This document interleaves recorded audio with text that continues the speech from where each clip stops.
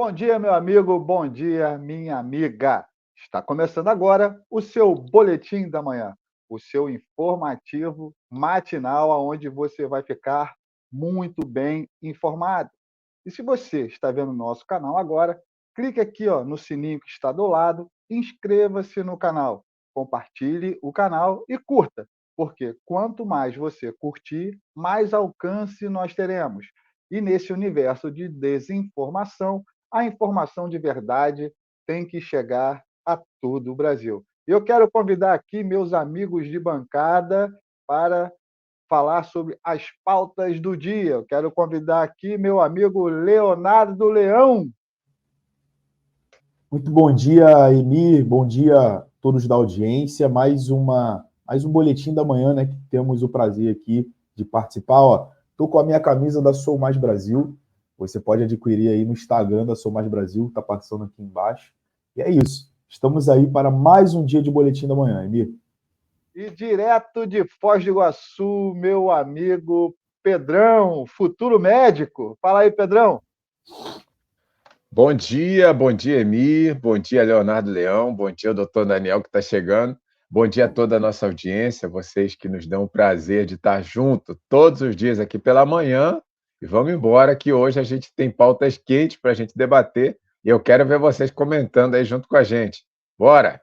Exatamente. Eu estava ouvindo a informação aqui no ponto, a voz divina que fala aqui, porque não sei se o Daniel já chegou do trânsito, já está ao ponto, mas se ele estiver, que você seja bem-vindo, Daniel. Se não tiver, daqui a pouco ele entra aqui. Vamos esperar um pouquinho, vamos ver se ele vai entrar. Se não entrou, então ele está em trânsito ainda. Então já vamos tocando daqui, porque hoje o programa está sensacional. Vamos falar dos seguintes assuntos. O governo Lula, que já cancelou 1.500.000 brasileiros do Bolsa Família, agora está querendo cortar também do INSS, uma das pautas. Flávio Dino, o ministro da Justiça, ameaça deputado federal, o general Girão, em aeroporto. Nós vamos também comentar sobre esse fato. Vamos começar, então, no primeiro tema. Lula afirma que já cancelou 1.500.000 brasileiros do Bolsa Família. Léo, vou começar com você aqui. O governo do amor venceu, o pai dos pobres, aonde nós tivemos cortes, estamos tendo cortes, aumento de juros, aumento de impostos, e nós vemos aqui o que está acontecendo no Brasil hoje é exatamente ao contrário do que foi prometido em campanha. Como é que você vê esses cortes aí nessa questão do Bolsa Família, primeiramente, e depois a gente entra no assunto do INSS? Então, Emir, primeiro de tudo, o PT, o Lula, sempre fala que é o pai dos pobres, né? Sempre tem esse slogan, mas a gente está vendo aí que ele só usa os pobres. Na verdade, quando tem algo de novo, tinha um jornalista que falava isso, né, Emir? Tudo que pinta de novo, pinta na bunda do povo. E é verdade. Exatamente. Olha o que está acontecendo, é sempre o mais pobre que está na ponta da linha. Quando é para ser taxado, na compra lá fora na Shein, é o mais pobre. Quando é para ser taxado na iluminação, né, na conta de energia elétrica, é o mais pobre que vai sentir mais diferença. Quando é para ser taxado em algum produto, seja um produto do ramo alimentício, alguma coisa, é o mais pobre. Então, a gente está vendo agora em relação ao Bolsa Família. A gente sabe que o governo Bolsonaro ele limitou muitas fraudes, né, que aconteciam nesse programa, na época, o Auxílio Brasil. E ainda o governo Bolsonaro aumentou esse auxílio. A gente sabe que existem pessoas que realmente não têm nada para comer, que dependem desse auxílio para poder sobreviver. Mas que seja ali um período, e não uma coisa contínua, Assistencialismo, ali, né? assistencialismo na vida das pessoas, do mais pobre. E agora a gente vê esse governo cortando na faca, na foice, né, e no martelo, bem do comunismo, mesmo do socialismo, esse auxílio dessas pessoas. A gente vê aí prefeitos do Nordeste reclamando que as verbas não estão sendo enviadas. A gente vê taxação subindo nos produtos. A gente vê o Rio Grande do Sul, que sofreu uma tragédia muito grande, mais de 40 mortos, né? Se eu não me engano, 42, 43 mortos e vários desaparecidos. O governo Lula não teve lá, não deu assistência devida. Enquanto isso, ele estava na Índia. Enquanto isso, ele estava gastando 8 milhões do cartão corporativo. E quem sofre com isso é o mais pobre. Então, fico chateado com mais essa notícia. Né? É uma questão de sensibilidade. Esse governo parece que não tem, parece não, é notório, né? Que não tem sensibilidade com o mais pobre. Só usa o mais pobre quando lhe convém para poder passar aí a sua pauta progressista, essa pauta nefasta que é a pauta do comunismo, do socialismo. Exatamente. E essa questão, vou chamar meu amigo Pedrão aqui para a sua análise. Bolsonaro, no governo passado, ele descobriu milhões de brasileiros que estavam abaixo da linha da pobreza. Foi aonde ele criou o Pix, que facilitou toda a transação desse recurso que, à época, foi fundamental para a sobrevivência de grande parte dos brasileiros. E foi muito criticado por isso. Muito criticado porque conseguiu chegar na ponta. E o consórcio faz o elo de comunicação e o próprio Lula falava que isso era uma coisa populista. E nós vemos agora, literalmente, que eles estão cortando, além de cortar, eles querem diminuir essa questão do Bolsa Família. E o governo está com um rombo fiscal enorme. Pedrão, como é que você vê essa dicotomia entre discurso político, entre o que foi realmente feito no governo passado e o que está sendo entregue nesse ano, mediante as narrativas criadas durante a campanha? Olha, Emir, vindo da ministra Simone Tebet, não podia esperar outra coisa. Era ela que, durante a campanha, ela nos deu a oportunidade de conhecê-la melhor durante a campanha eleitoral à presidência, que ela disputou o primeiro turno, criticando o Lula, dizendo que o Lula era ladrão, que o PT estava envolvido até o talo de corrupção, que seria uma vergonha se associar a esse governo, e hoje está aí nadando nesse mar de lamas, completamente envolvido e se envolvendo mais com essa turma de esquerda corrupta que, há anos atrás, levou o Brasil à bancarrota. Agora, o que eu vejo no posicionamento dela é que ela está tentando mostrar serviço para não rodar, porque já rodou a Ana Moser, né?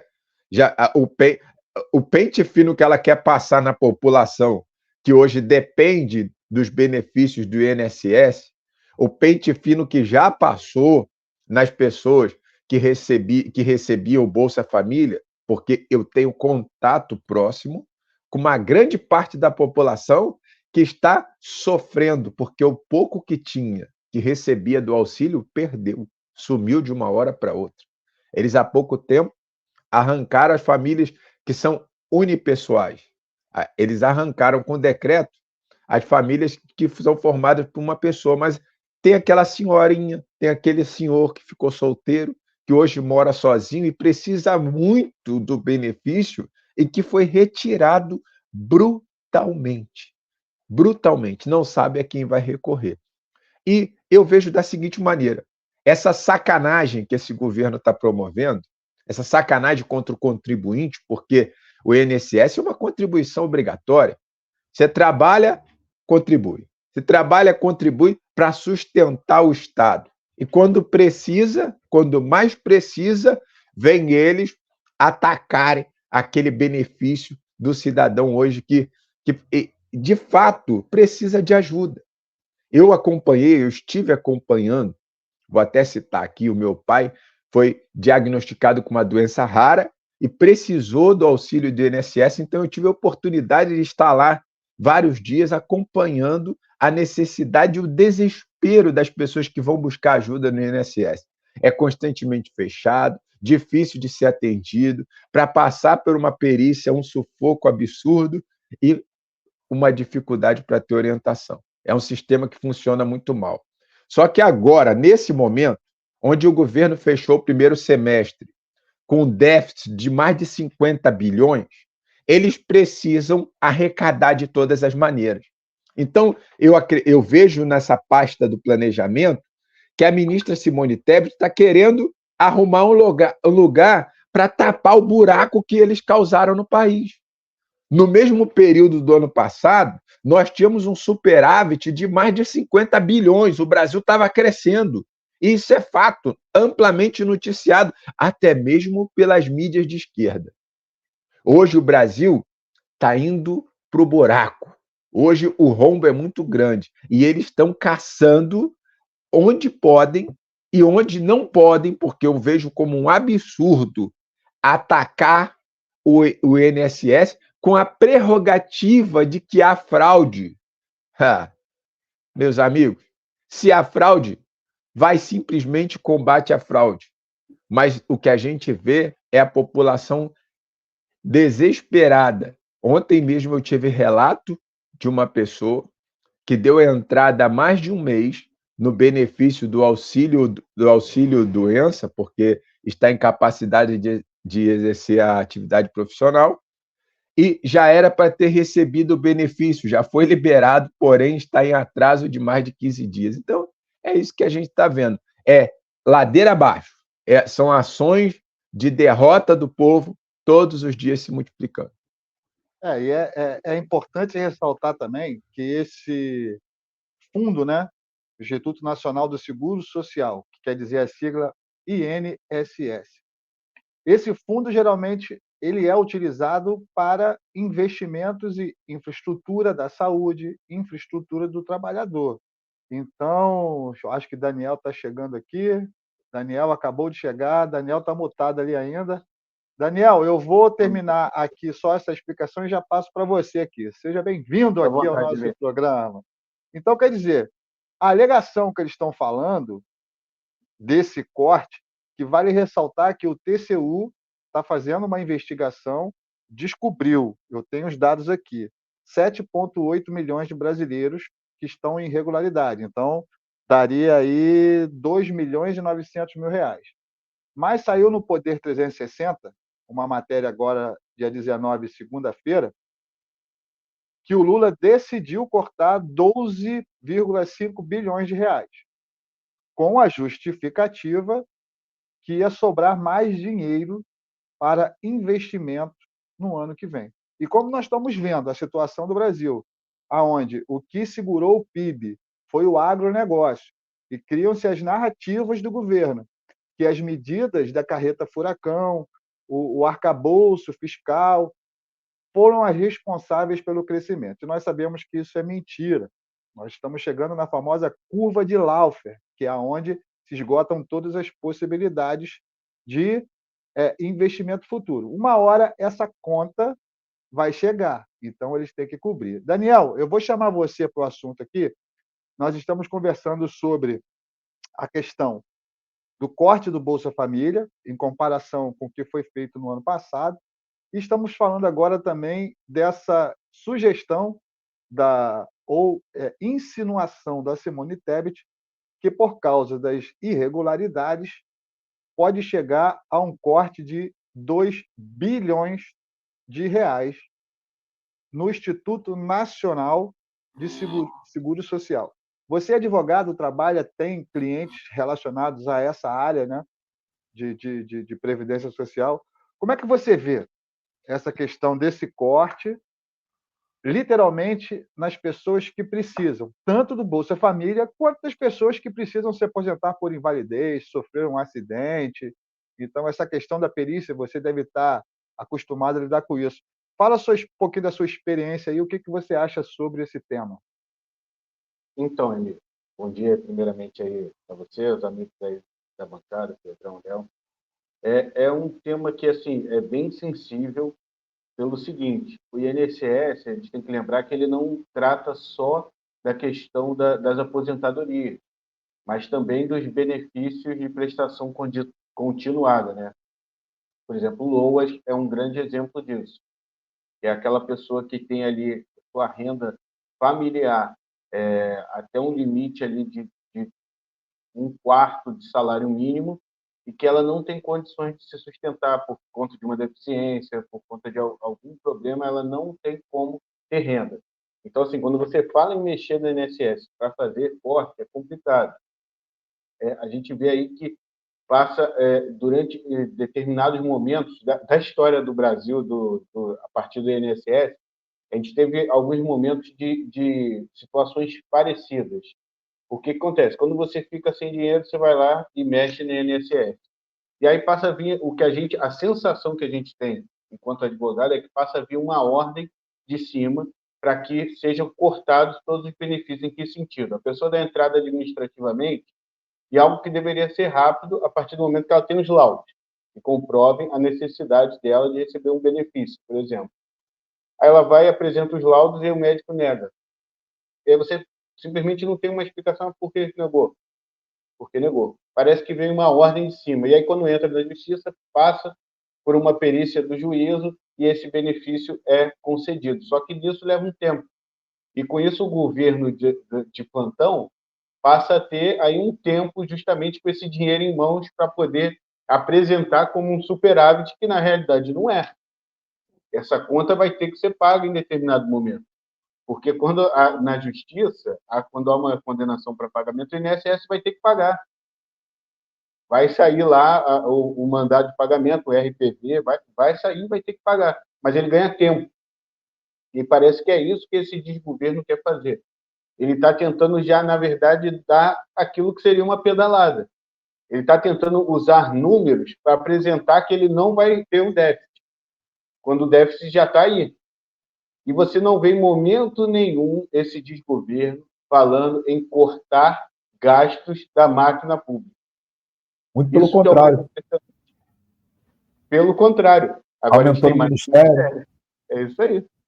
Durante o governo Bolsonaro, ele reduziu os ministérios justamente para ele poder ter mais dinheiro para trabalhar para a população. Enquanto esse desgoverno cresce e incha a máquina pública, você não vê em momento nenhum eles falando em cortar na própria carne. Aí corta na carne de quem? Do pobre. Corta na carne do trabalhador. A Simone Tebet falando aí que 1,5 milhão já foram cortados do Bolsa Família.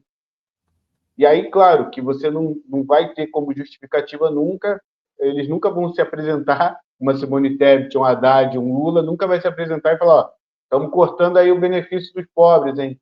Se prepara aí. Eles não vão falar isso. Vão falar que tem irregularidades, que eles estão avaliando, que eles vão reformular a forma de fazer, vão apresentar inúmeras narrativas e cambalhotas para dizer que estão fazendo esse corte. E aí eu queria trazer aqui, para finalizar esse primeiro momento aqui, alguns dados apresentados pelo um partido de esquerda, que é o PSTU. Não sei se vocês conhecem o PSTU, acho que sim, era icônico aí nas campanhas eleitorais. Apresentavam aí algumas propostas mirabolantes para o Brasil, e eles hoje já são oposição ao governo do PT, tá? Já vou deixar aí isso claro, eles se apresentam como oposição à esquerda ao governo do PT. Então, eles apresentaram alguns dados, que é o seguinte, segundo o PSTU, os dados de cortes do desgoverno Lula são os seguintes: 452 milhões na saúde, 332 milhões na educação, 217 milhões no transporte, desenvolvimento social, assistência social, família e combate à fome, corte de 144 milhões, cidades, 144 milhões, meio ambiente, 97 milhões e meio, integração e desenvolvimento regional, corte de 60 milhões, defesa, corte de 35 milhões, cultura, corte de 27 milhões e desenvolvimento agrário, corte de 24 milhões. Fora a segurança pública. Segurança pública. Zero. A segurança pública é 700 milhões, né? Que ele está tirando esses números aqui, exatamente, esses números apresentados aqui pelo PSTU eles apresentam como sendo do começo de agosto. Então, você tem o total a gente aí? já está no meado de setembro, já tiveram mais cortes. O grosso está entrando, né? Como diz Lula. Você tem o somatório desses cortes todos aí? Se não, dá uma somada aí para a gente poder falar o número exato dos cortes desse governo aonde. Gente, tem corte até no meio ambiente. Léo, uma coisa que é fato, a gente falar em regime político, regime socialista, eles querem que o Estado gere um desenvolvimento. E o Estado, na verdade, não tem que gerar desenvolvimento nenhum. O Estado tem que facilitar para que a iniciativa privada, você é um empresário do ramo aí de salão, de comunicação, então você desenvolve um projeto social, você ocupa um espaço onde o Estado deveria ocupar, e nós vemos hoje o corte exatamente no desenvolvimento social para poder pagar a carreta furacão, porque a gente já iniciou com a PEC arromba-teto, agora tem o calabouço fiscal, agora o corta tudo.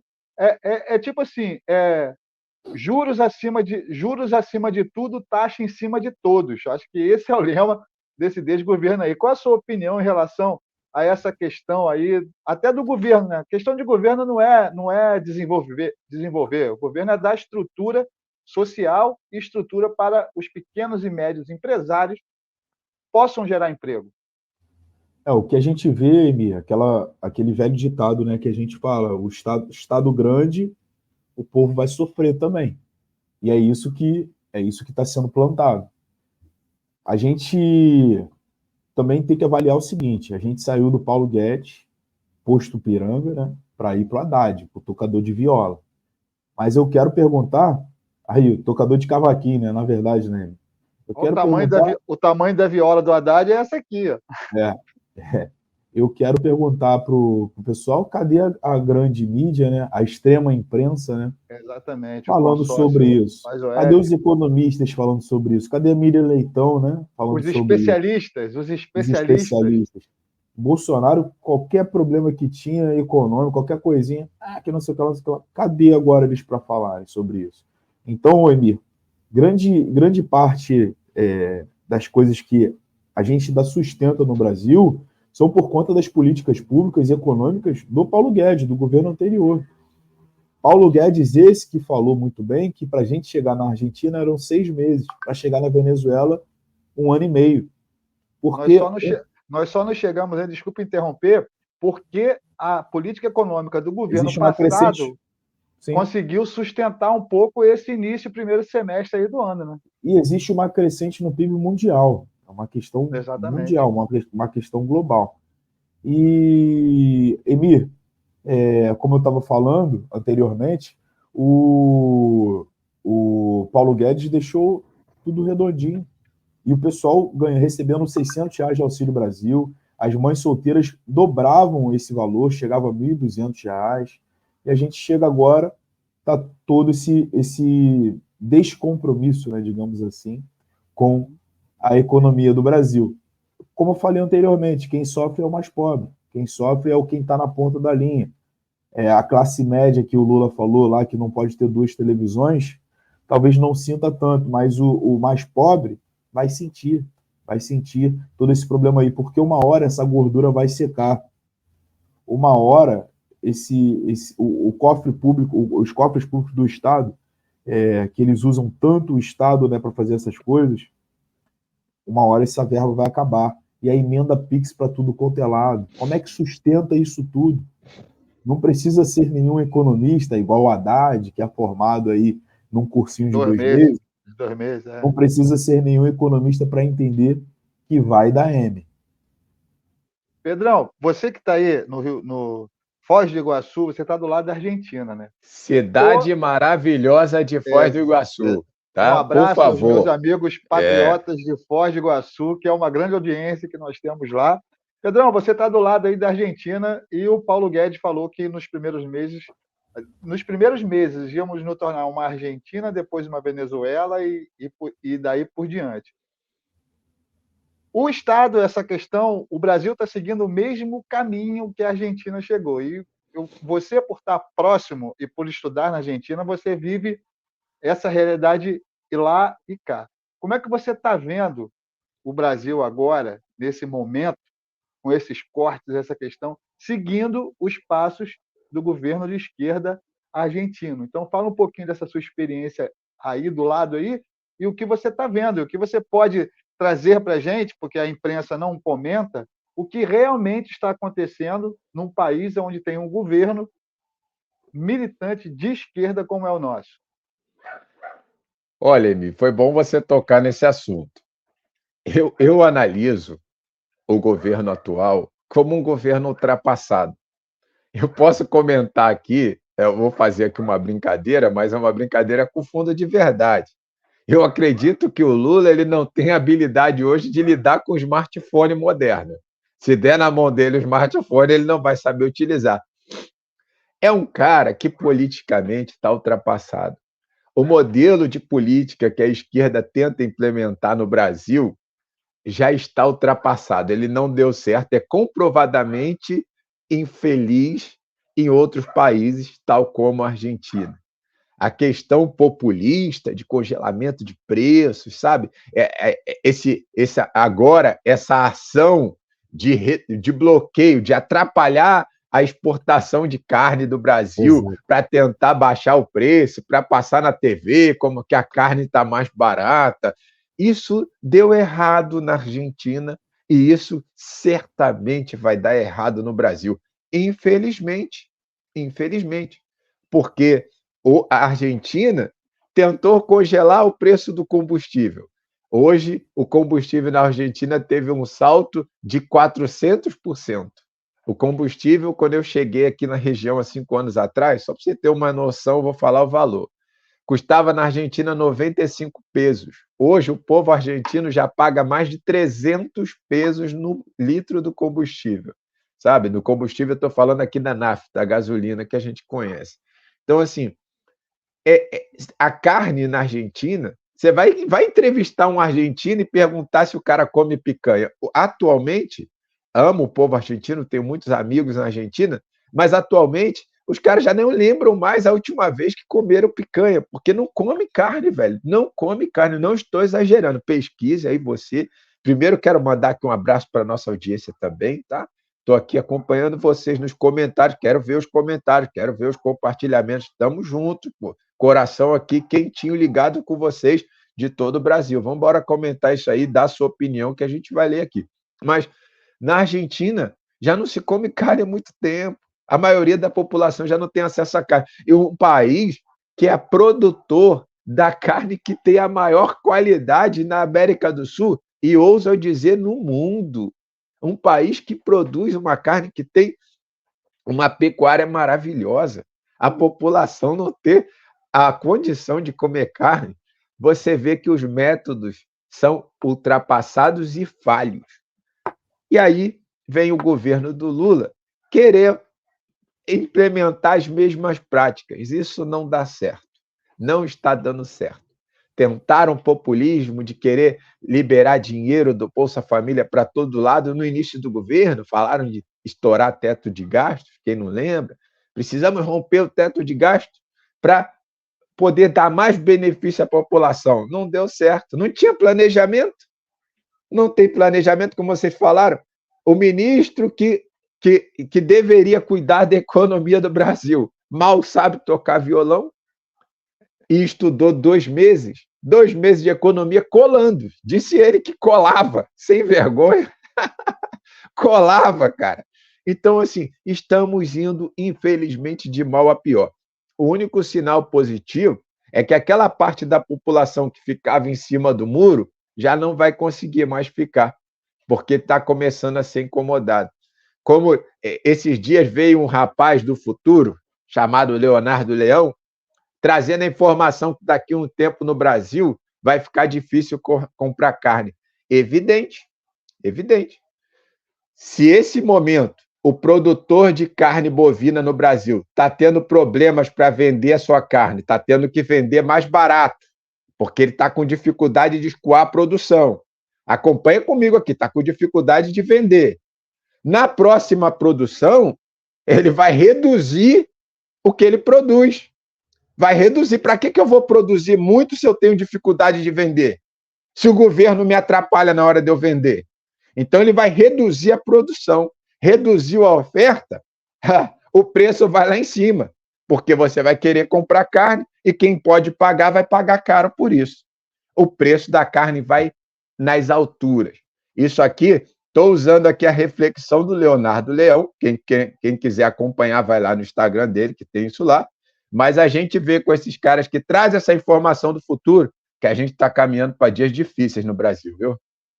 Exatamente. Daniel, no governo passado nós tivemos uma interferência total do judiciário em cima de qualquer ação, até desfazendo decretos e ações que eram em prol da população. Agora nós estamos vendo uma complacência total e também uma militância. É o caso que eu vou até citar, que não tem a ver, mas tem a ver, que é a questão do imposto sindical, que insere diretamente no trabalhador, que o seu dinheiro está sendo cortado do INSS e em cima do trabalhador, além de estar sendo retirado de um benefício, vão imputar a ele mais um imposto sindical. Como é que você vê essa posição da justiça parcial, parcial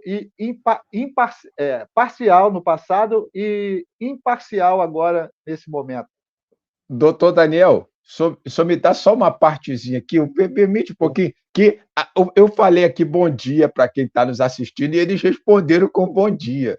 Grava aí a pergunta do Emi. Bom dia para Fernanda Isis, para Dog Fan, bom dia para Simone Machete. E eu quero ver mais gente aí comentando bom dia para eu poder dar bom dia. Adoro dar bom dia, cara. Eu quero dar bom dia. É bom dia aí que eu estou dando, hein? Pelo amor de Deus, não confunda. Bom dia.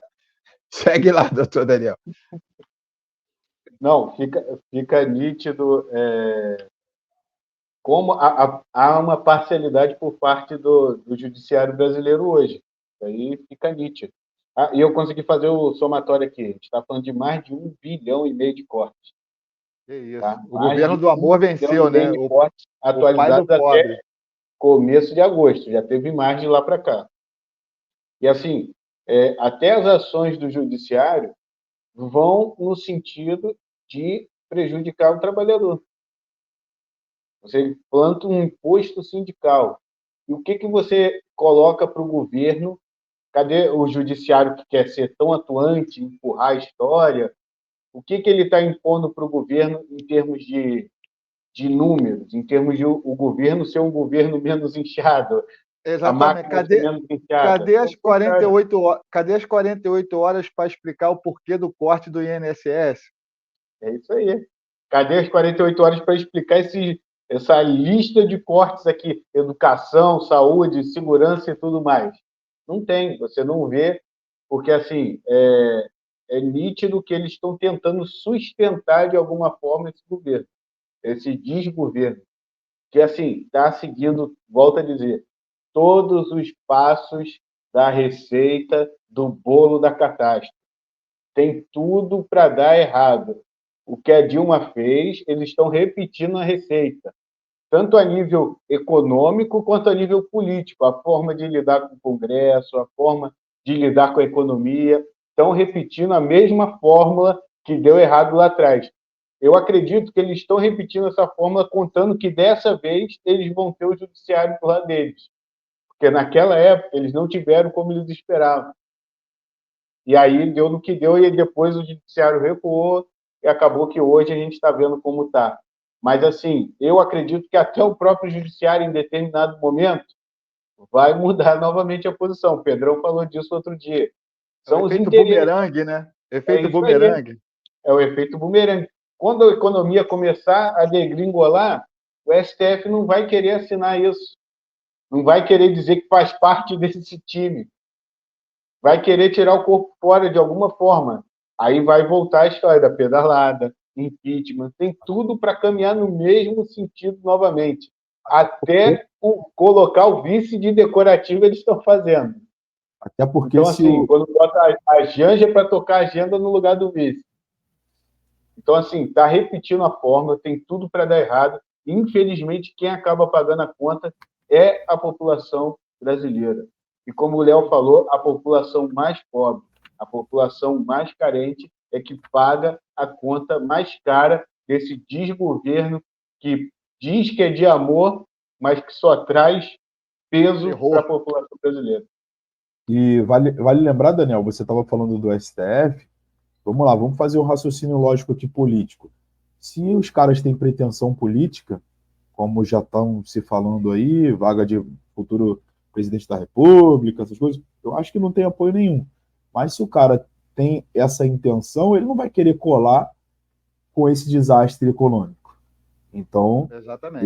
ele vai julgar de forma negativa. Eu quero fazer só uma reflexão aqui à nossa audiência. Pessoal, cartão de crédito. Quando a pessoa vai usar um cartão de crédito e se enrola, aí o que ela faz? Ela quer pegar outro cartão de crédito para pagar um que ela já está devendo. Aí deve outro. Aí fica uma cadeia, fica um ciclo infinito. Pega um cartão, aí vai pagando com outro cartão, só que uma hora param de emprestar esse cartão para ela. Ela não consegue mais o cartão para poder sanar as outras dívidas que foram criadas. Então é isso que está acontecendo com esse governo. Esse governo faz dívida sem pensar no amanhã. Eles só pensam no agora, só pensam no hoje, em prol das suas pautas aí para passarem. Agora também eu cobrei recentemente aí na minha outra fala dos jornalistas, mas quero cobrar também dos professores. Cadê os professores que muitos de esquerda, muitos que são presentes aí em atos de esquerda, cobrando em relação ao corte de verba da educação no nosso Brasil? A gente sabe que a educação é primordial para o avanço, né, para o desenvolvimento, né, da sociedade como um todo. Né? Tudo passa pela educação. Né? Não existe uma renovação política, um futuro melhor sem educação. Mas cadê os nossos professores que não cobram isso do governo federal, né, Pedro? Léo, eles estão doentes, Léo.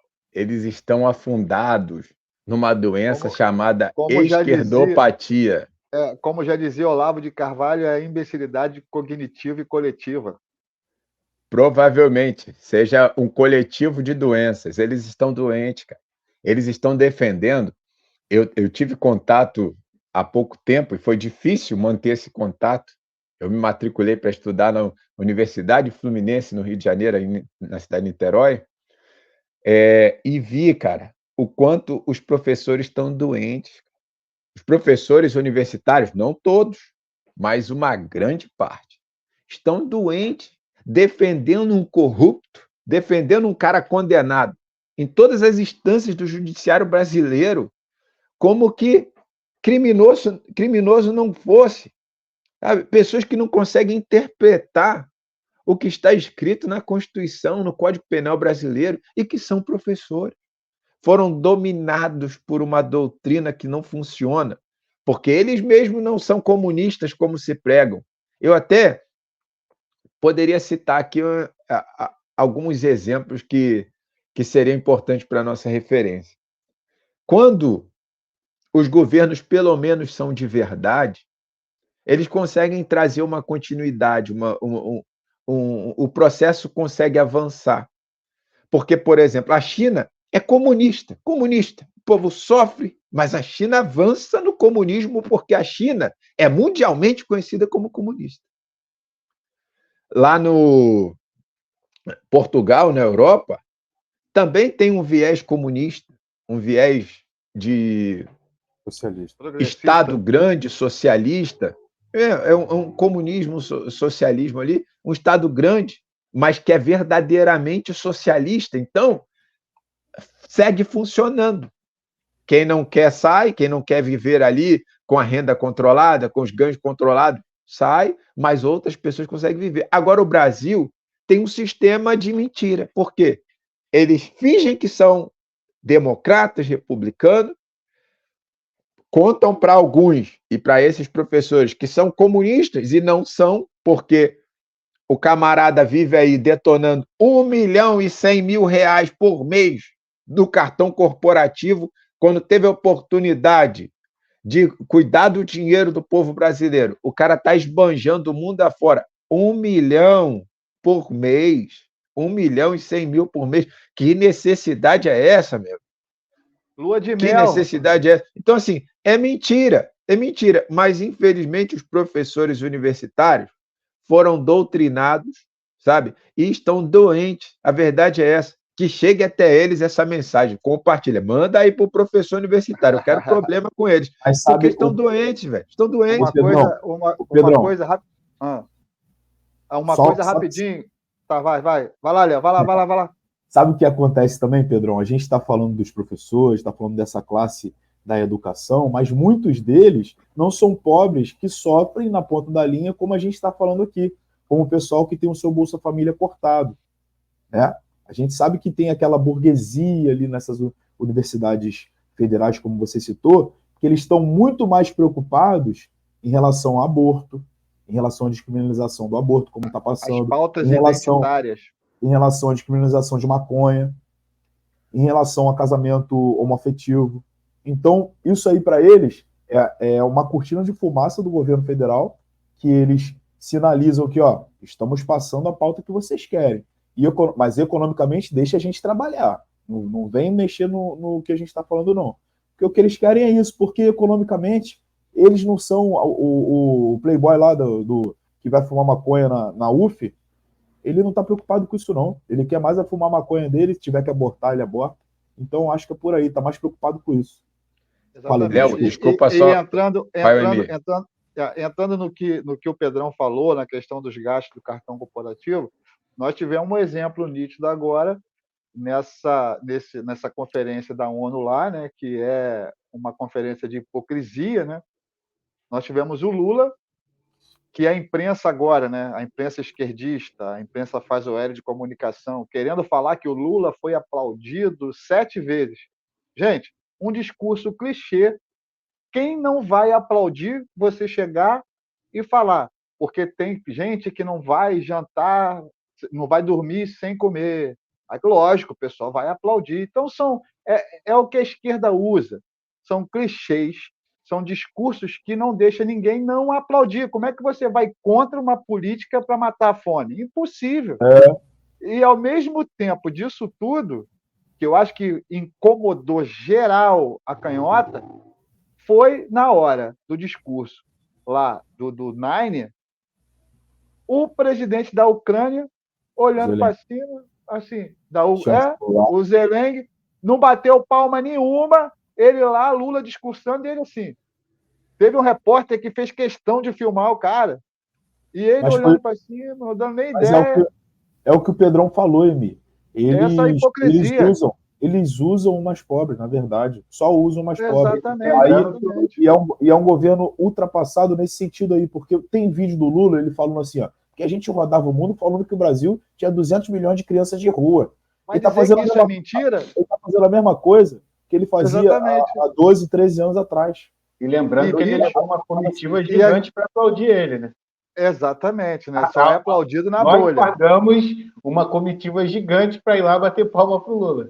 Exatamente. E esse vídeo aí que o Léo está se referindo, a justiça pediu para a gente tirar do ar na eleição passada. Ele falando, o Lula falando, disseram que isso era fake news.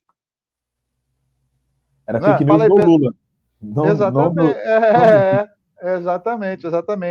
Gente, vamos seguir para a próxima pauta? O Pedrão quer comentar mais alguma coisa? Daniel, Léo?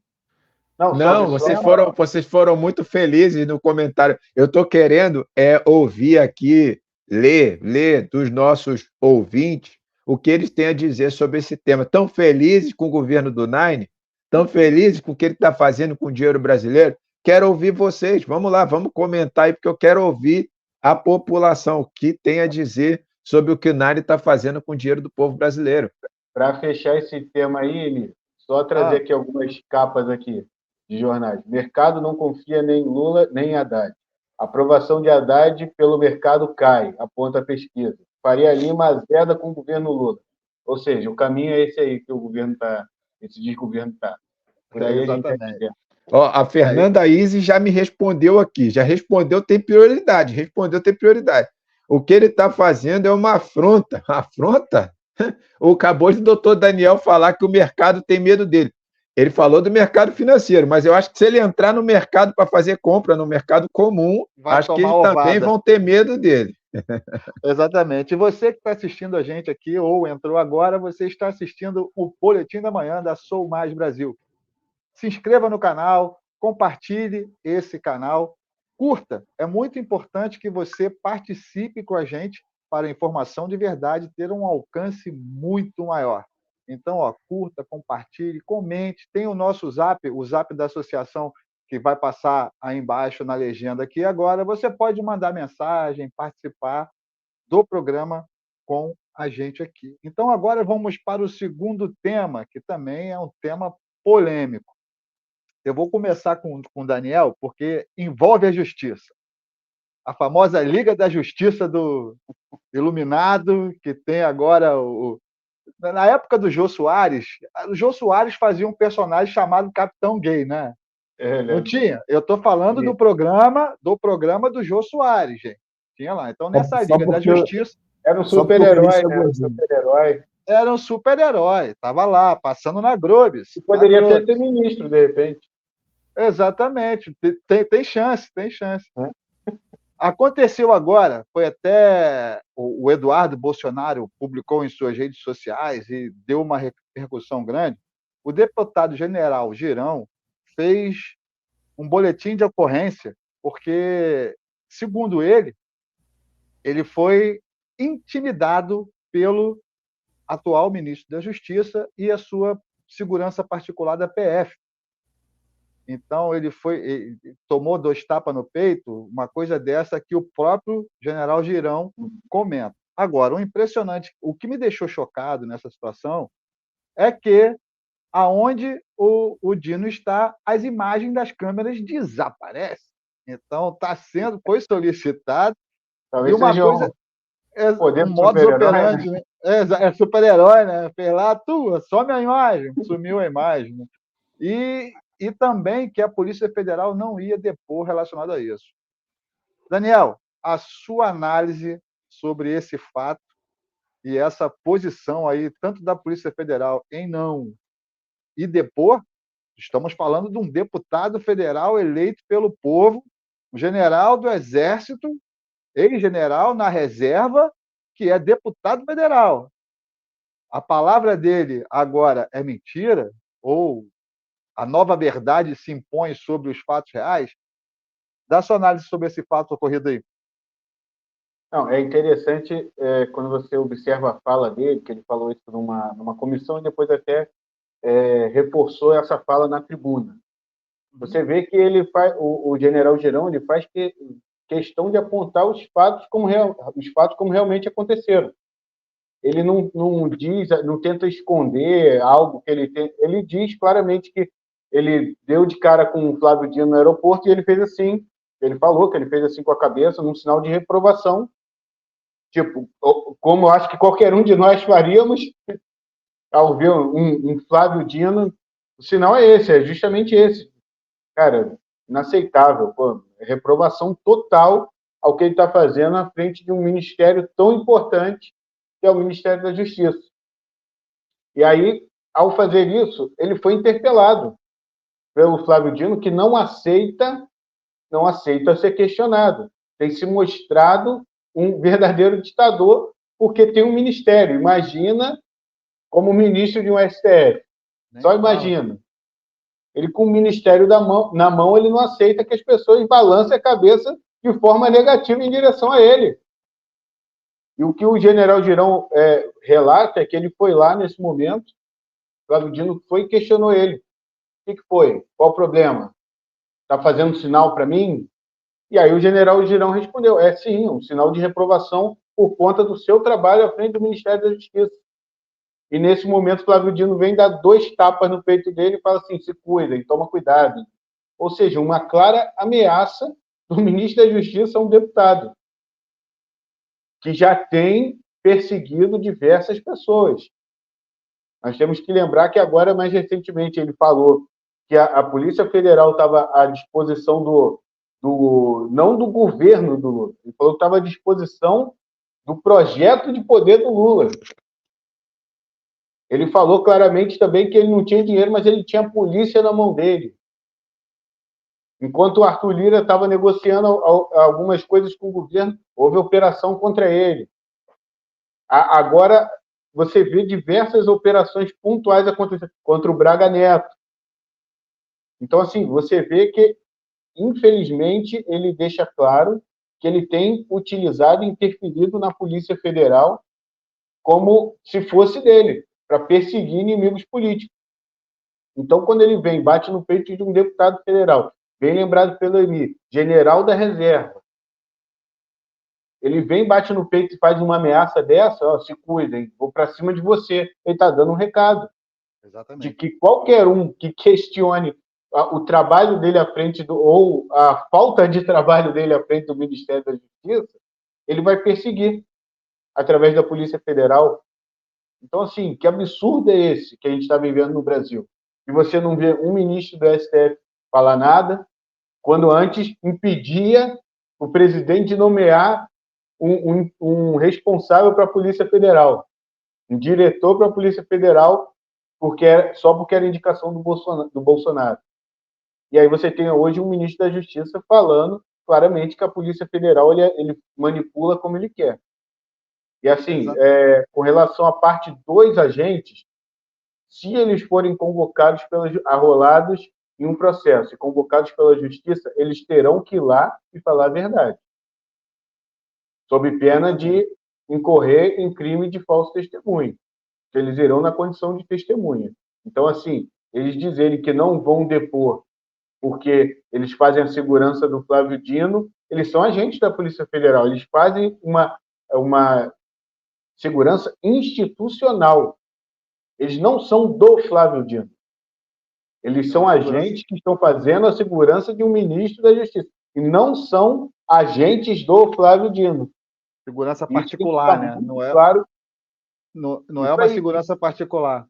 Exatamente. Isso tem que ficar claro para todos os agentes da Polícia Federal. Que, como o Pedrão sempre cita, tem muitos agentes que com certeza não compactuam com isso. E que todos tem que ficar claro para todos que eles não podem se deixar intimidar. Eles são concursados, prestaram concurso, estão lá com estabilidade para poder exercer as suas funções da forma que tem que ser exercidas. Então, que não se deixem intimidar por ministro da Justiça ou qualquer outro que seja. Exatamente. Você citou o Pedrão aqui, eu vou falar com o Pedrão. Pedrão, você acha que, nesse caso, por o general Girão ser deputado, essa denúncia dele vai ser, o Dino vai enquadrar como fake news, e aí vai entrar naquele processo lá exatamente para blindar mais uma vez, porque se o Dino alegar que isso é fake news, porque as imagens sumiram, olha só, senhores, as imagens, não existem imagens do saguão do aeroporto. Então, não tem imagem, não tem como provar. É a palavra do deputado quanto a palavra do ministro. Você acha que o iluminado vai puxar para ele e colocar naquele inquérito do fim do mundo? O áudio, Pedrão, está sem áudio, está sem áudio. Presta atenção no que eu vou dizer a você e a nossa audiência. O deputado Girão tomou 2 tapinhas no peito, bem feito para ele, pô. Tinha que ter tomado mais. Porque tem pessoas do nosso lado que foram presas no dia 8 de janeiro, que foram lá para o campo de concentração, e eu não vi deputado Girão tomando as dores desse povo.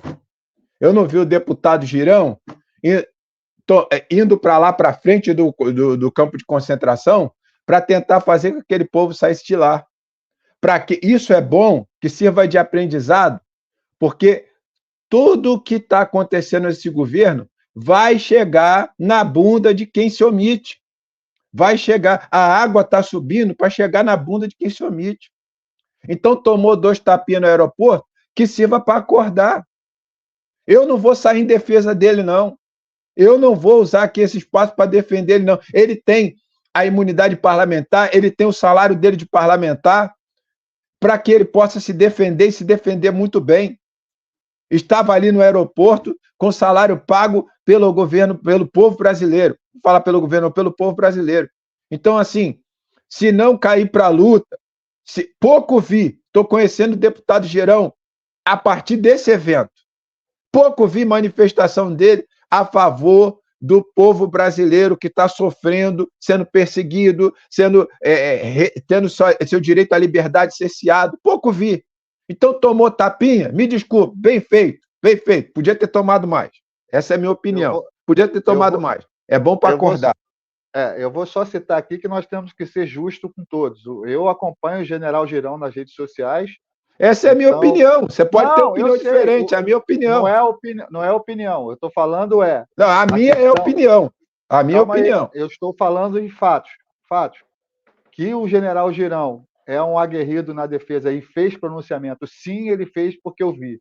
Então, se você não viu, é isso que eu estou falando. Já que a sua opinião é uma coisa, mas se você não viu, a gente não pode estar acusando que o cara não fez.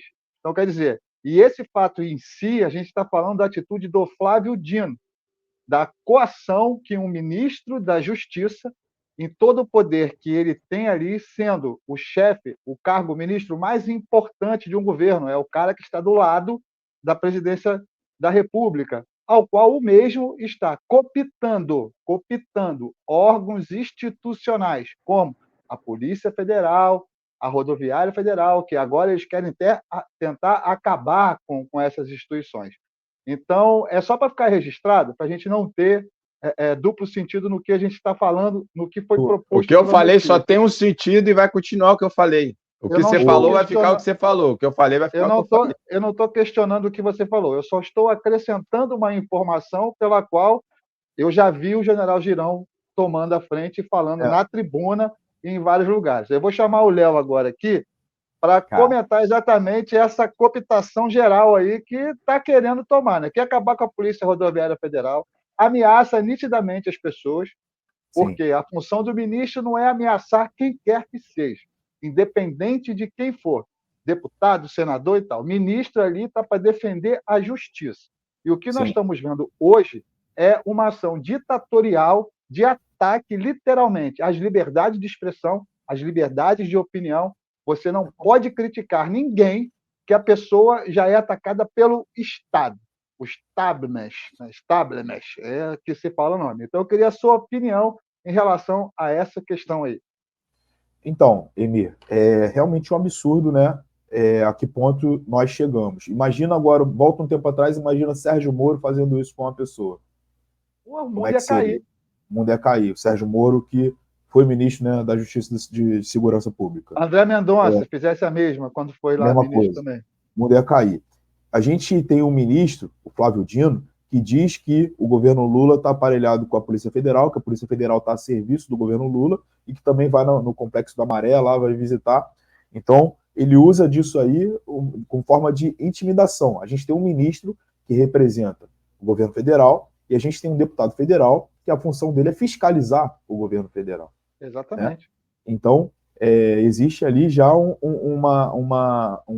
tipo, ó, fica lá no seu canto, não me incomoda muito não, se quiser caminhe junto conosco, uma intimidação óbvia, né? uma intimidação clara. Só que além disso, pelo que o Pedrão está falando, e eu concordo, o general Girão pode ter sim se pronunciado, mas não é um deputado que realmente vestiu essa camisa de ser combativo em relação a esses absurdos. E essas omissões permitem que esses absurdos avancem. Eu acho que o ponto é esse, entende? Quando a gente vê o ministro da Justiça fazendo isso, não é um desrespeito só com o deputado Girão, é um desrespeito com o parlamento como um todo, né? Se o deputado federal ele tem imunidade de voto, imunidade de fala, e ele também tem que... Isso dizem, né? Dizem, né? Que atualmente isso não está tão correto assim como a lei prevê. Ele foi eleito para isso, ele foi eleito para fazer isso, entendeu? Então ele não pode amolar, como o Barroso falou, né? Perdeu, mané, não amola.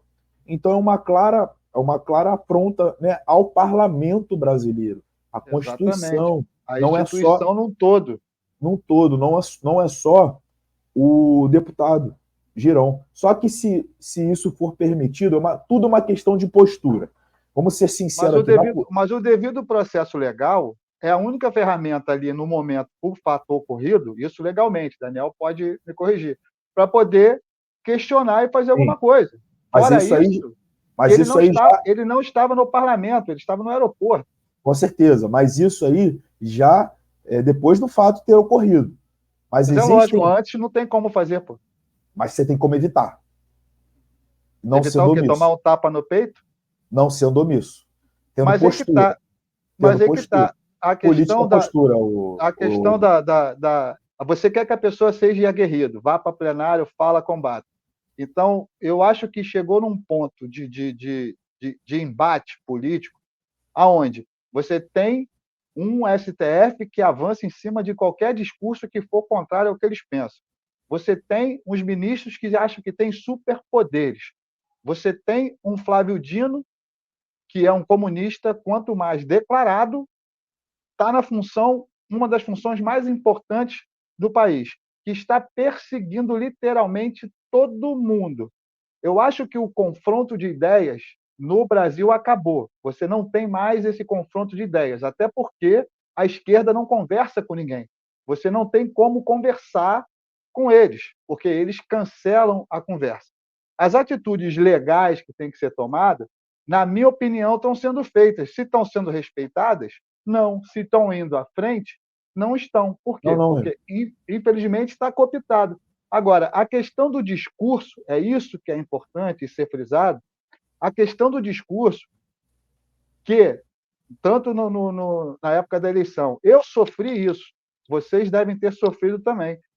Qualquer coisa que se fale é considerado discurso de ódio. E um discurso de ódio já te colocam dentro do inquérito que começou errado e está aí. Então, hoje, nós temos jornalistas presos, nós temos políticos caçados, exatamente por falar. Mas agora você me dá uma coisa que é função é falar. Dependendo do embate, porque aí está a diferença entre os deputegues e os caras que fazem ação. Eu acho o seguinte, deputado, cão que late não morde, irmão. Eu aprendi isso na vida. Não adianta você ficar esbravejando e você não faz uma ação concreta dentro da lei que você consiga fazer. O que nós queremos como povo, nós queremos reação, guerra, batalha, mas o momento não é esse. O momento agora é estratégia. Não adianta, as ações têm que ser tomadas. Esse processo não vai dar em nada. Vai cair na mão lá, vai puxar para lá, quando vier nada. Mas, literalmente, é uma ação que está sendo feita. Pior se ele ficasse quieto, fosse só para a rede social, esbravejar, falar e parará. Eu não estou falando do fato depois de ter ocorrido. Eu não estou falando ali que ele tinha que ter entrado em conflito corporal ali com o Flávio Dino, nada desse tipo. Não estou falando disso. Eu estou falando que existem maneiras políticas de você não permitir um avanço desses absurdos. Não estou falando só. Não estou falando só. Acabei de falar. Não estou falando apenas de combate no parlamento. Em relação à postura, em relação a se posicionar, a não se omitir, não ir ali, deixar de falar sobre um tema polêmico, não, está ali. Vamos lá, vamos fazer um raciocínio aqui, será que o Flávio Dino faria isso com o Nicolas Ferreira, no aeroporto? Faria. O abuso é tanto que eu tenho certeza que faria. Será que faria? Mas se fizesse com o Nicolas, ia ter o celular do Nicolas virado para a cara dele, ia ter o celular do Nicolas filmando todos os agentes da Polícia Federal que estavam ali, ia na mesma hora, ia parar nas redes sociais, tudo que estava acontecendo naquele momento.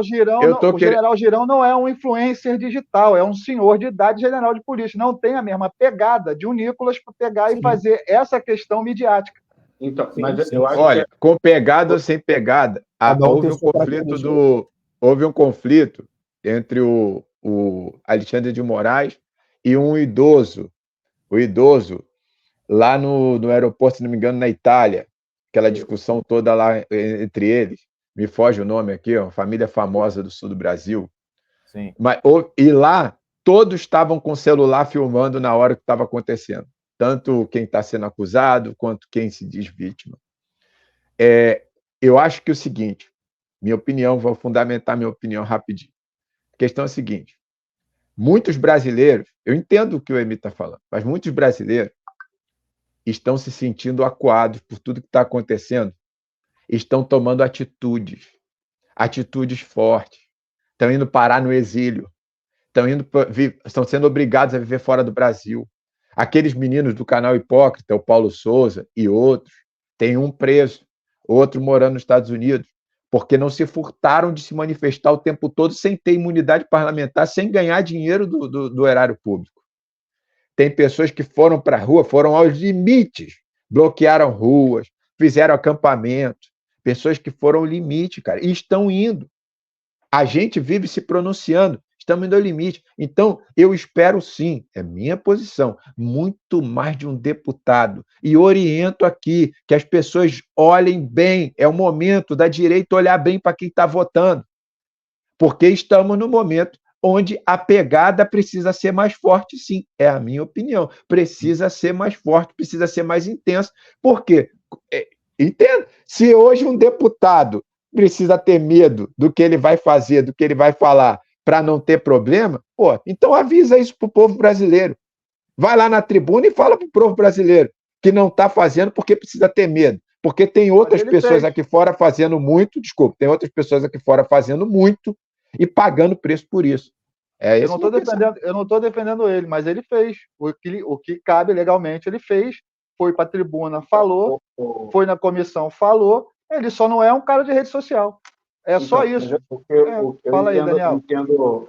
Eu entendo a posição do Pedrão. E, na verdade, eu entendo a posição do Pedrão, a questão do coração, de gritar, de papai. Eu entendo isso. Mas tem horas que não adianta. Tem horas que é melhor. A Arte da Guerra, eu já li esse livro 10 vezes, me ensinou muito. Tem horas que você tem que usar a estratégia. Não adianta você ir para o confronto, porque o confronto não resolveu nada até agora. Tem que ir para a estratégia. Agora, eu acho que o momento não é de embate, porque a gente vai perder todos. O problema é a gente confundir estratégia com procrastinação.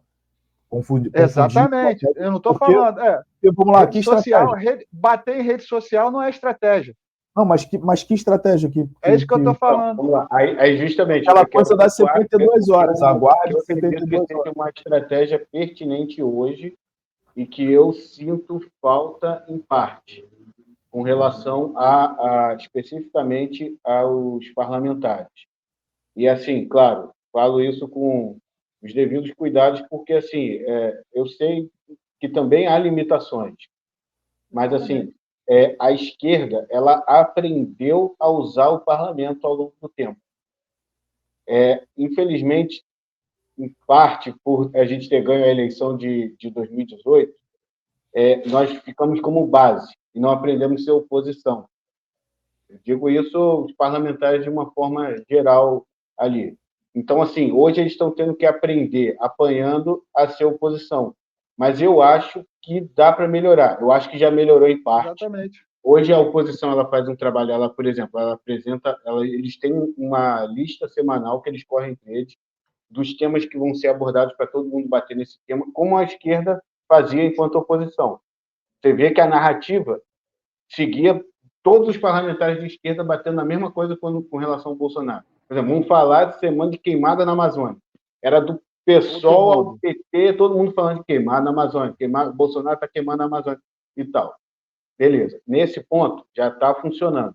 Mas eu acho que a gente ainda precisa avançar mais. E aí eu entendo justamente esse sentimento de revolta que o Pedrão permite, que representa uma grande parte da população brasileira por ver esses avanços e não ver algo para frear esses avanços. Eu acho que cabe aos parlamentares se empenharem com relação ao estudo. Fazerem ações efetivas, não ir para as redes sociais fazer mídia. Não, então, mas ações políticas. Exatamente. Políticas. Porque, por exemplo, qual foi a palavra do presidente da Câmara com relação a esse fato? Estava lá na ONU, ele estava lá na ONU com Lula, batendo palma para cachaceiro. Mas caberia uma pressão gigante por parte dos parlamentares, falar, presidente, solte um tweet agora falando que não vai aceitar a intimidação da Câmara, por parte de ministro nenhum. Você entende? Também acho. Mas aí que tá. Você sabe se isso foi feito ou não? Mas aí que tá. Você sabe se isso foi feito ou não? Então quando eu falo da questão da estratégia... não soltou essa nota, isso talvez não esteja sendo feito. Arthur Lira é um frouxo, mas Arthur Lira é um frouxo. Mas ele tem que soltar a nota. É o mínimo que se quer. Mas isso vai que a gente é o mínimo que a gente espera. Agora a gente não pode. Sim, mas quantos parlamentares de oposição são? A próxima eleição vai dizer o seguinte: respondendo ao Léo, qual estratégia? A esquerda vem ocupando espaço há mais de 10 anos no país. A direita é uma questão nova, surgiu. Não surgiu agora, mas está se unindo agora e está se formando. A estratégia fundamental agora é ocupar espaço. Como se ocupa espaço? Ano que vem nós temos eleição. A primeira estratégia da direita brasileira é ocupar o maior número de cadeiras e prefeituras em todo o país. Não é óbvio, não. É óbvio para a gente que pensa, mas não é óbvio para muita gente. Então, a estratégia não é para ir para a rede social para você perder a sua conta, porque o que eles querem é isso. Eles querem que a gente vá para a rede social, xingue, esbraveje para vir um Alexandre de Total lá, vir e cancelar você. Aí você não alcança o que você quer alcançar. A estratégia que eu estou falando é essa, não é não fazer, e sim como fazer. Nós estamos num confronto direto de ideologia. A guerra cultural é uma coisa muito forte. Então, a única estratégia que nós temos hoje não é ir para o confronto. Isso você pode ter certeza. Se a gente for para o confronto, a gente vai ser cancelado. Todo o sistema está contra. Basta ver a perseguição que está sendo feita contra o Jair Bolsonaro, a Michelle, a família dele, os deputados que apoiaram ele, as pessoas que estão em torno dele. Os comediantes, lá, os humoristas que estão exilados por defenderem ele, os jornalistas por falarem a verdade. Então, quer dizer, está todo mundo acuado. Agora, a estratégia é interna. A estratégia é... Não adianta você fazer barulho e não eleger ninguém. Você tem que conquistar o seu território, o seu vizinho, a sua rua, a sua casa. Para quê? Para eleger um conservador ano que vem. Porque quanto mais cadeiras nós tivermos, mais poder a direita vai ter em nível nacional. Não adianta a gente querer ganhar o mundo se não conquistar a sua própria casa. Então, a estratégia que eu vejo, a única que nós temos, é essa. São as ações que têm que ser feitas dentro do devido processo legal, que nós não temos que jogar o jogo deles, nós temos que fazer o nosso. E qual é o nosso? Dentro da lei. Eu estava falando relacionado à postura. A postura na política é tudo. Vamos lá. O Arthur Lira estava com o Lula na ONU. Estava com o Lula na ONU. Ele estava no 7 de setembro? Não. O que aconteceu nesse meio tempo, do 7 de setembro até a ONU? Ganhou um monte de ministério. Então é isso que eu tô falando, cara. Quando você mas você vai querer a postura do cara? Você se coloca, tem a postura dele, você é contra ou não? Mas aí é a postura do cara. Tapa no peito, mas aí, meu irmão, a postura dele. A política interna funciona muito bem. O bloco de oposição hoje é grande. Então, assim, ele tem que estar bem organizado no sentido de pressionar, inclusive, às vezes, travar a pauta. Isso acontece. Esse jogo é jogado nos bastidores. É como a esquerda faz depois que toma o poder. Você não vê a galera esbravejando, eles jogam nos bastidores. Então, mas é nesse sentido que eu falo que a gente tem que ajustar também essa estratégia. Exatamente. Que é uma estratégia para curto prazo. Aqui você falou, eu enxergo que é médio prazo, e a gente tem outros para longo prazo, mas algumas a gente já tem que fazer agora. Por exemplo, uma coisa que está acontecendo na CPMI essa semana, e que é importante, e que é uma estratégia que funcionou, foi pressão da oposição para quê? Para que seja votado em bloco as próximas testemunhas. Por quê? Tem testemunha que o pessoal do governo quer colocar e tem testemunha que o pessoal da oposição quer colocar. O que eles queriam fazer? Dividir, porque aí eles são maioria na CPMI, derruba as testemunhas da oposição e fica as testemunhas dele. A pressão da oposição foi grande e o presidente da CPMI falou o seguinte: acabou, resolvi. Nós vamos votar em bloco. Ou entra todo mundo de testemunha ou não entra ninguém. Acabou. Isso foi pressão. Só funciona dessa forma. Mas é a pressão política, ali dos bastidores mesmo. Exatamente. E assim, mas então, e tem que jogar com o regimento, tem que dominar. É nesse sentido que eu falo de estudo. O nosso lado tem que estar dominando o regimento, tem que estar dominando a parte interna ali da Câmara e do Que Senado. a esquerda sabe jogar mais nesse sentido. E a esquerda sabe jogar mais esse jogo do que a direita que está se formando agora. Não adianta a gente querer. Estava tendo organizado. comissão para discutir a questão do casamento homoafetivo. Exatamente. A esquerda ontem acabou com a reunião da comissão. Foi ridículo a cena que depois a gente viu de uma fala, houve uma confusão. Fizeram isso planejado para acabar com a reunião da comissão. Então, nós temos que ter esse tipo de estratégia, entende? Tem que ter. E assim, e tem que ficar claro isso, eu concordo com o Pedrão no sentido, tem que ficar claro os posicionamentos dos parlamentares para que essa estratégia funcione, também tem que ter essa posição clara de todos os parlamentares. Por que acontece? Por que o Daniel Silveira foi preso e ficou preso? Um dos motivos, claro, né? Uma série de coisas, tudo mais, todo o contexto. Mas, assim, vamos pensar o seguinte. Se a gente tivesse... Falou mal do Xandão. Sim, mas se a gente tivesse 100 deputados indo na tribuna e falando o seguinte, eu faço das palavras dele as minhas palavras, será que 100 seriam presos? Mas a culpa não foi de ter elegido. Mas aí que tá, teve muita gente que voltou foi eleito na carona do Bolsonaro e não era. Então a culpa principal é da escolha de quem você coloca lá. Não, sim, mas depois que haver a troca. Cabe a nós pressionarmos nesse sentido, de o que está sendo feito, deputado. Primeiro, cabe a nós elegermos melhor. Óbvio que, às vezes, a gente espera mais do que um deputado pode fazer. Exatamente. A gente quer, por exemplo, que um deputado chegue lá e prenda o ministro do STF. Exatamente. Infelizmente, não dá. Mas o Bolsonaro... Isso não acontece. Mas isso não acontece. Mas não vai acontecer, porque não tem instrumento legal para fazer. Mas não tem instrumento legal para fazer isso. O que acontece? Exatamente. O Bolsonaro não foi o Bolsonaro, pelo menos da parte que eu me lembro, Bolsonaro não é nenhum agente da legalidade política, da transformação do pensamento contemporâneo brasileiro. Bolsonaro chegou onde chegou porque era combativo pra cacete, polêmico, porque encarava repórter no aeroporto, porque na hora de que era perguntado, respondia na ponta da língua, sem medo do que ia acontecer. Pegava a placa lá na frente do Congresso. Ia para a porta. Eu fico imaginando se nós tivéssemos deputado fazendo manifestação na porta lá do presídio, onde ficou o deputado Daniel Silveira, estivesse lá insistindo de que era uma irregularidade caçar a anuência que o presidente Bolsonaro deu a ele. Me lembra aí o nome, doutor Daniel. Estou nervoso. A graça. A graça. Seria uma ilegalidade caçar aquela graça, porque se nós tivéssemos um grupo de deputados e senadores, imagina, todo dia tem um relato quando o Lula estava preso. Teriam perdido o mandato agora. Problema. Quem pague a gente, que perdesse. Mas é que tá. Essa não é estratégia. Essa não é estratégia. Mas a gente não pode perder guerreiro. A gente tem que cooptar guerreiro. É diferente. Então, mas essa é... perder. O que eles querem? Eles querem é isso.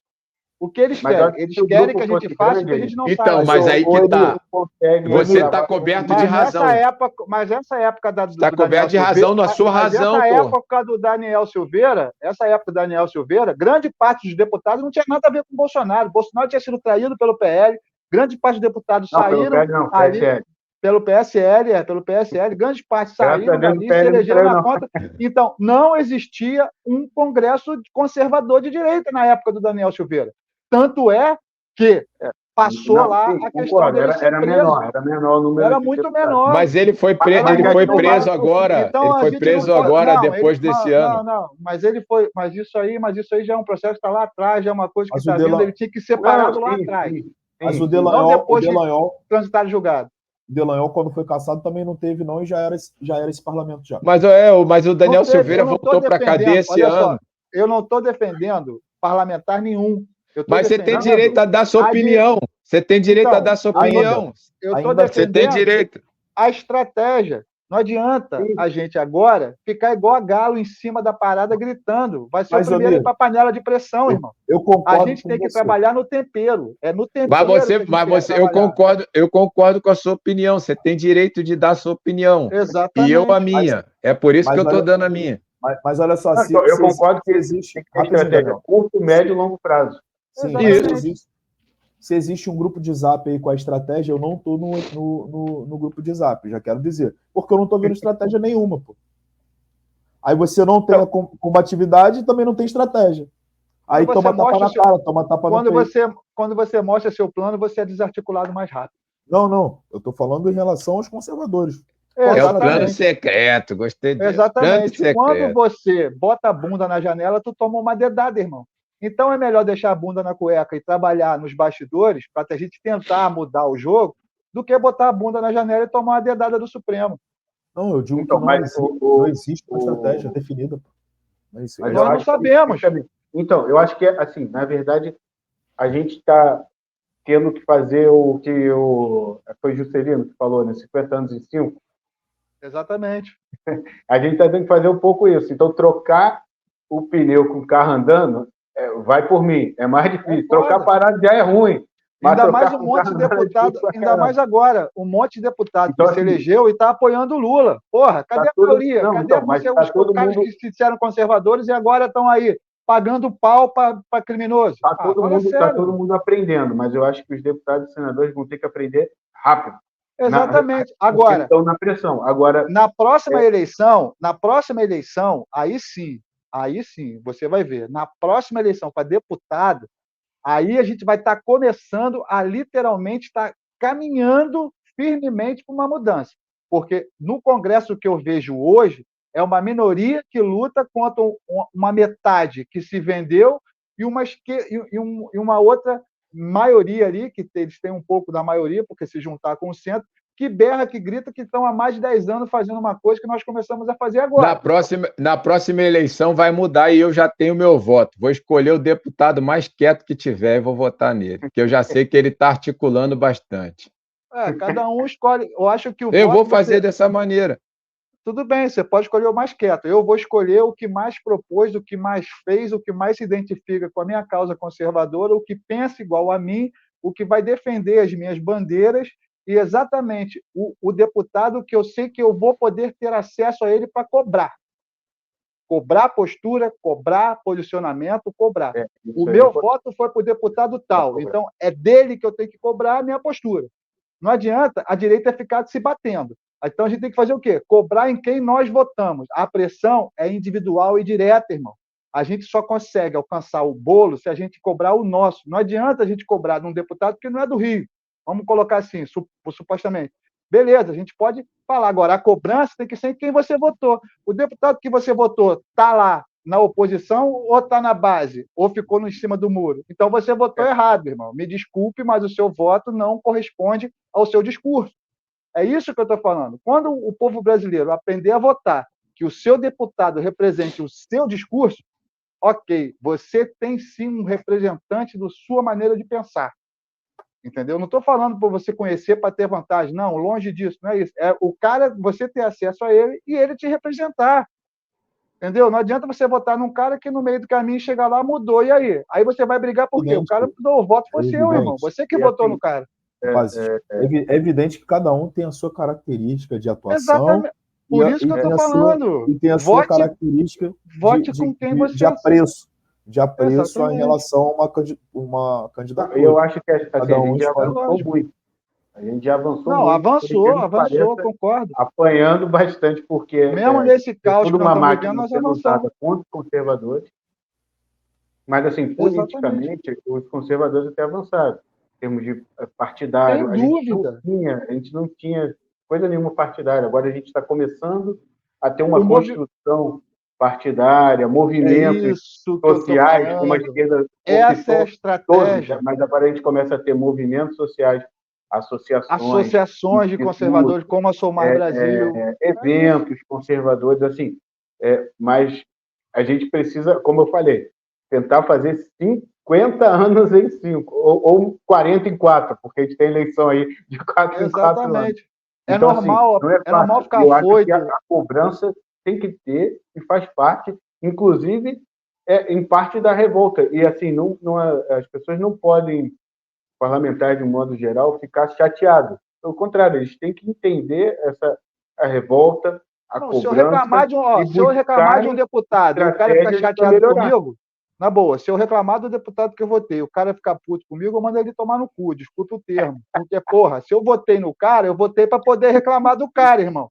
O único direito democrático que eu tenho, depois que eu dou meu voto, que eu outorgo a ele o poder de me representar lá, é ouvir a minha crítica. Se o cara não quiser me ouvir, meu irmão, eu literalmente perco a linha. Aí sim, eu vou para dentro do meu deputado que eu votei, porque eu votei nele, eu tenho direito de cobrar. Então eu vou para dentro e esculacho. É isso. Mas e o ministro que não teve voto? Que só balançou a cabeça aqui, ó. Tipo assim. Aí é a culpa daqueles senadores bunda mole com aquele presidente de merda que é o Rodrigo Pão de Queijo, que sentou em cima de uma porrada de processo de mas olha como aonde poderia ali ter freado a parada. Né? Olha aí como é que a pressão a galera funciona. de Minas, povo mineiro, pelo amor de Deus, mineiro, eleitores mineiros, vocês elegeram o Nicolas, um grande guerreiro, um grande defensor da causa conservadora. Na próxima eleição agora, expurgue esse Rodrigo Pacheco da política, pelo amor de Deus, que esse cara e nada é a mesma merda. Mas olha como funciona. O Rodrigo Pacheco já está falando em pautar lá no Senado projeto para criminalizar todo o porte de droga. Já está falando se chegar porque perdeu a vaga para o Supremo. Mas isso, em parte, é pressão. Porque ele sabe que não dá para ele também perder todo o público. Ele não é de esquerda, principalmente esses do centro. Não, lógico, mas é falsa. É uma atitude falsa, irmão. Sim, mas entende que ele se manifestou. Exatamente. Que ele paute, que passe e que ele não seja eleito. Exatamente. Então, mas isso só vai funcionar com pressão, com organização. E, assim, os parlamentares, eles são liderança. Então, assim, eles têm que liderar no Congresso e liderar fora do Congresso. Tipo assim, eles têm que organizar eventos, organizar frentes, entendeu? Com a população. Tem que ter isso, que a esquerda sempre tem. Tanto é que você tem aí, Unis, com participação de... 7 de setembro você não teve a esquerda na rua, não. Entendeu? Exatamente. Deixa aprovar o imposto sindical obrigatório. Desde movimentos sindicais, disso. Vamos ver 7 de setembro do ano que vem. Mas aí vamos ver o Pacheco bater contra essa porra lá. Vai bater ele vai na pauta identitária, mas na hora do vamos ver ali da... 10h37, a gente avançou no horário. Porra, avançamos pra caramba. Gente, o passo tá bom. Só sei o seguinte, vai ter um monte de corte esse programa, hein, Pedrão? Ó, eu quero ir pro Daniel, quero ir pro CIPEC, que acontece agora no próximo sábado, próximo domingo. Vamos ver se lá... com certeza lá vai ter alguma coisa relacionada à estratégia, que a gente está falando aqui do conservadorismo como um todo, na América Latina. Não só... no CIPEC de 2021, eu peguei uma palestra para mim, eu roubei, mas acho que não é um roubo quando é para compartilhar com a população. E assim, eu peguei e montei em cima de uma palestra que foi dada lá, e em 2022 eu peguei a palestra do Eduardo, montei, fiz em Niterói com um grupo, apresentei para as pessoas essa palestra, que eu acho que é isso, entendeu? A gente tem que... Multiplicação. Exatamente. Multiplicar a ideia. Para alcançar as pessoas e para conscientizar, inclusive, as pessoas para que elas transformem parte da revolta delas, inclusive, em cobrança, em ações efetivas, para que a gente possa avançar. Então, assim, o CIPEC é bom, eu colhi coisas boas de lá. Para além de fotos, a gente tem que também entender isso, pelo amor de Deus, o pessoal da direita que às vezes só fica tirando os deputeg, esses deputeg. Eu vejo o pessoal falando assim, eu sou fã. Não é fã, é eleitor. Exatamente. Porra. Enquanto o eleitor não definir isso, não se acertar nisso, vai continuar essa palhaçada. O cara vota, eu sou fã do cara, eu voto pelo cara que o cara faz, pelo cara pensa, pelo que o cara é, mesmo. Daniel até travou, acho que Alexandre de Moraes pegou ele aqui. Pedrão, suas considerações finais, Pedrão. Olha, um beijo, um queijo para todo o povo brasileiro, um beijo para vocês que nos assistem aqui, que continuem mandando mensagem, continuem apoiando o nosso canal aqui da Sou Mais Brasil. E é isso, a gente precisa realmente de discussões como essa, saudáveis, inteligentes, de espaço para que a gente possa se posicionar e cobrar mesmo, cobrar aos deputados, aos senadores, cobrar aqueles que estão lá vivendo e vivendo muito bem, seja da direita ou da esquerda, vivem muito bem do dinheiro do contribuinte. Então, eu acho que tem que fazer muito mais. Fala, Léo. É contigo, parceiro. É isso, pessoal. Agradecer aí por mais uma oportunidade, né, aqui no Boletim da Manhã, oportunidade de debater, né, esses temas que são tão importantes aqui para o nosso país, junto com os colegas. Agradecer você da audiência que possa compartilhar aí também, né? Tem muita gente que assiste depois, né, o nosso programa, né, Emi? Então você que assistiu Exatamente. depois também, que possa comentar, deixar nos comentários qual é a sua opinião sobre isso. Se você acredita que um deputado tem que ser um pouco mais enérgico ou não, tem que ser mais para o lado da estratégia, que foi um bom tema aqui, e a gente vê aqui pontos de vista diferentes, tenho certeza que também a audiência também tem opiniões, né, uma diferente das outras, né, cada um na sua característica, cada um de uma maneira, vota de uma maneira, escolhe de uma maneira, se identifica de uma maneira, e é isso. Então, agradecer por mais essa oportunidade e até amanhã, né? Amanhã estamos juntos aqui de novo. Exatamente. E para você que está assistindo a gente, você viu hoje nitidamente o exemplo do que é democracia, do que são oposições, às vezes diferentes em certos pontos, mas que com certeza irão construir uma análise crítica melhor para você que está nos assistindo.